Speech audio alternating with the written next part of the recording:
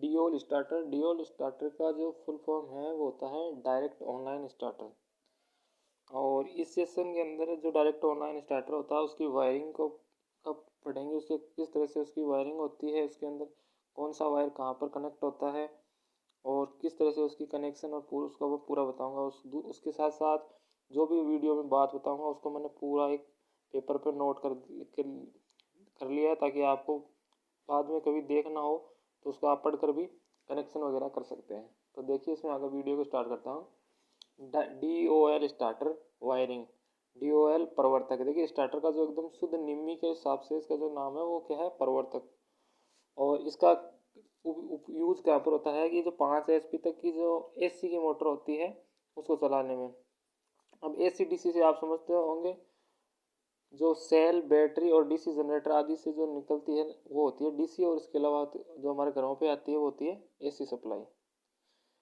और अब ये देखिए इसके कुछ पॉइंट्स हैं वो मैं आपको बता देता हूँ। जैसे पहला है डीओल स्टार्टर के में 3 इनपुट सप्लाई होते हैं। देखिए अभी तो मैंने इसको क्या कर रखा है कि ड्राइंग रूप में है।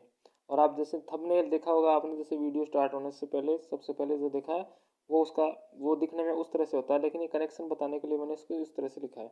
अब देखिए पहला क्या है, डीओल स्टार्टर में 3 सप्लाई इनपुट होते हैं L1 L2 L3। देखिए L1 L2 L3 क्यों लिखा है, इसको नॉर्मली बोलते हैं लाइन लाइन। एल का मतलब होता है line, line N1, line L2 और लाइन L3। अभी ये देखिए जैसे स्टार्टर का ये इनपुट यहाँ पर कर दिया मैंने L1 L2 L3। इसके बाद में अगला पॉइंट क्या है, डीओल स्टार्टर में एक एक्सिलरी कॉन्टेक्ट यानी कि एक सहायक कॉन्टेक्ट कह सकते हैं, एक्स्ट्रा कॉन्टेक्ट। यानी कि देखिए ये यहाँ पर आपको देखने को मिलेगा, ये देखिए इस तरफ ये जो इस साइड में रहता है कॉन्टेक्ट, ये वाला ये ऑक्सिलरी कॉन्टेक्ट है। देखिए इसको बोलते हैं ऑक्सिलरी कॉन्टेक्ट, यहाँ पर होता है ये वाला एक्सिलरी सहायक कॉन्टेक्ट। उसके बाद में है एक एनवीसी। एनवीसी का फुल फॉर्म देखिए मैंने हिंदी और इंग्लिश दोनों में यहाँ पे लिखा है, नो वोल्ट कोयल। ठीक है, ये आपको नीचे की तरफ इस तरह से कुछ देखने को मिलेगी। इसमें क्या होता है कि मैग्नेट टाइप कुछ रहता है, जैसे इसके अंदर आप सप्लाई आएगी तब ये मैग्नेट मैग्नेट इसके अंदर बन जाएगी। जैसे इसके अंदर सप्लाई कट होगी और ये फिर से इसका ये ट्रिप हो जाएगी एक तरीके से। ठीक है, इसके अंदर इसका मैग्नेट खत्म होकर ये मैग्नेट रूप में नहीं रहेगा, फिर से इसके अंदर सप्लाई देंगे तो इसमें मैग्नेट बन जाएगा। आगे है इसमें एनवीसी में 2 टर्मिनल होता है। देखिए एनवीसी में एक 2 टर्मिनल होता है, एक तो इस तरफ होगा और एक इस तरफ होगा। ये थे एनवीसी में क्या होता है, अंदर इसके अंदर उसे टर्न देकर एक कोयल टाइप, कोयल से बना के, तो कोयल का मतलब कुंडली कहते हैं।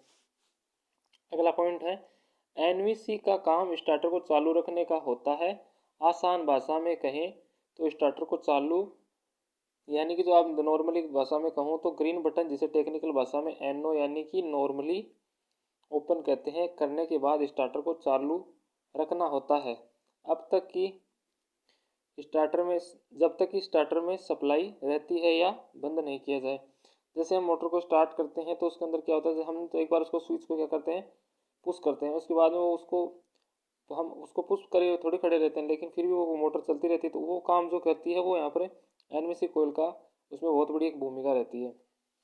अब ये देखिए डायरेक्ट ऑनलाइन स्टार्टर का यहाँ पर डायग्राम बनाया। देखिए ये यहाँ पर इसके अंदर क्या होगा कि इसके अंदर इनपुट की 3 सप्लाई है, ये अंदर कर दी।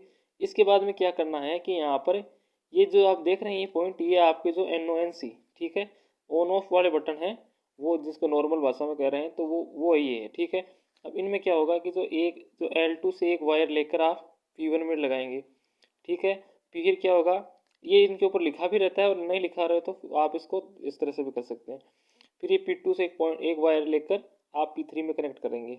ठीक है, अब एक जो यहाँ पर अब एक्सिलरी कॉन्टेक्ट है, ये एक्सिलरी आपको दिखेंगे यहाँ पे स्क्रू से लगे, स्क्रू या पेच लगे हुए दिखते हैं। ये यहाँ पर पॉइंट्स देखने को, जो यहाँ पर पॉइंट्स दिखा रखे हैं वो, अब इसमें जो एक्सिलरी पॉइंट है इसको आप इससे कनेक्ट कर दीजिए एक वायर से। ठीक है, और L1 से एक वायर आप लेकर आइए और उसको क्या करना है, एनवीसी का जो एक टर्मिनल है उसके अंदर उसको यहाँ पर जोड़ दीजिए, या आप कहें इसको कनेक्ट कर दीजिए। दूसरा जो वायर एनवीसी का भी एक टर्मिनल बाकी रह गया तो उसको कनेक्ट करने के लिए क्या करेंगे, जो P4 पॉइंट है यहाँ से एक वायर लेंगे और उसको एनवीसी में। अब ये तो यहाँ पर इसी स्टार्टर के अंदर की वायरिंग अब हमें लेकर जानी है मोटर के पास। तो उस एक्सिलरी के पास में 3 कॉन्टैक्ट रहेंगे, तीन तीन पॉइंट है जिसमें हम क्या है स्क्रू वगैरह पेज आपको देखने को मिलेंगे, कॉन्टैक्ट उसको कहते हैं। ठीक है, अब यहाँ से 3 वायर लेकर आएंगे, अब इन वायर्स को मोटर में के अंदर कनेक्ट कर देंगे। ठीक है, अब मैंने यहाँ पर लिख रखा है RYB। RYB जो नॉर्मली हमारा जो है ना रेड येलो ब्लू यानी कि लाल पीला और नीला, ये वायर हम 3 फेज सिस्टम के अंदर काम में लेते हैं। और डियोल स्टार्टर पहले MCB लगानी है तो 3 पोल MCB लगाते हैं जिसका कनेक्शन। अब देखिए 3 पोल 2 पोल क्या होता है कि जैसे हम नॉर्मली जो मोटर हमारी MCB होती है उसके अंदर देखिए मैं एक बार नॉर्मली चित्र बना के बता रहा हूँ। जैसे 2 कॉन्टेक्ट ऊपर और एक दोनों, ये तो हो गए हमारे 2 पोल की, और ये 1 पोल की, और इस तरह से इसमें 3, अगर 3 कॉन्टेक्ट समझ रहे हैं, 3 जगह अगर आपको सप्लाई कनेक्ट करने को मिल रहा है। अब जैसे ये 1 पोल है, ये 1 पोल MCB हो गई, ये 2 पोल और ये 3 पोल MCB क्यों? क्योंकि हमें इसके अंदर तीन लाइन आ रही है हमारे पास। तो देखिए हमने सप्लाई को इनपुट किया, L1 N2 और फिर डियोल स्टार्टर। ये देखिए अब इसका किस तरह से कनेक्ट है। जैसे ये MCB है, MCB आपने कनेक्ट कर दी वायर, उसके बाद में L1 L2, ये देखिए यहाँ पर इसके बाद में आप यहाँ से देख सकते हैं इस चित्र। देखिए यूट्यूब चैनल पर नए हैं तो चैनल को सब्सक्राइब करें, अगर वीडियो अच्छा लगा तो लाइक शेयर करें। Thank you.